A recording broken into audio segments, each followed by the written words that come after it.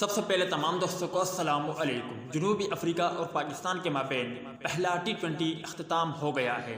कौन सी टीम ने कामयाबी हासिल की, तमाम तर मालूमात आज की ज़ेर नज़र वीडियो में आप भाइयों को बताने लगा हूँ। मगर मज़ीद तफसीलात की तरफ बढ़ने से पहले इस वीडियो को लाइक करें और कमेंट सेक्शन में आप भाई इस अपडेट के मुतालिक अपनी राय का इज़हार ज़रूर करें।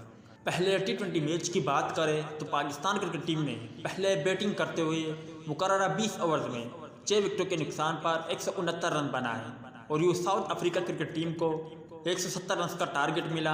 पाकिस्तान की जानिब से मोहम्मद रिजवान ने इंतहाई शानदार और जारहाना बल्लेबाजी करते हुए शानदार सेंचुरी स्कोर की। मोहम्मद रिजवान ने सिर्फ 64 गेंदों पर 104 रन बनाए, 7 छक्के जबकि 6 चौके भी मोहम्मद रिजवान ने लगाए। मोहम्मद रिजवान की बात करें तो वो नॉट आउट रहे। दीगर बल्लेबाजों में बाबर आजम बगैर कोई स्कोर बनाए आउट हुए। हैदर अली ने 21 रन बनाए, हुसैन तलत 15, इफ्तिखार अहमद 4, खुशदिल शाह 12, फ़हीम अशरफ 4 और मोहम्मद नवाज नॉट आउट रहे। उन्होंने 3 गेंदों का सामना किया और 3 रन बनाए।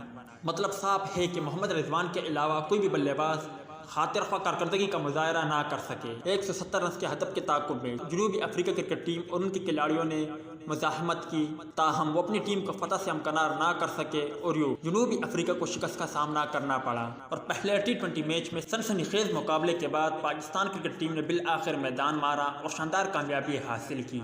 उम्मीद है दोस्तों कि आज की वीडियो भी आपको पसंद आई होगी। मिलता है किसी ने एक वीडियो में, तब तक के लिए इजाज़त दीजिए। अल्लाह हाफ़िज़।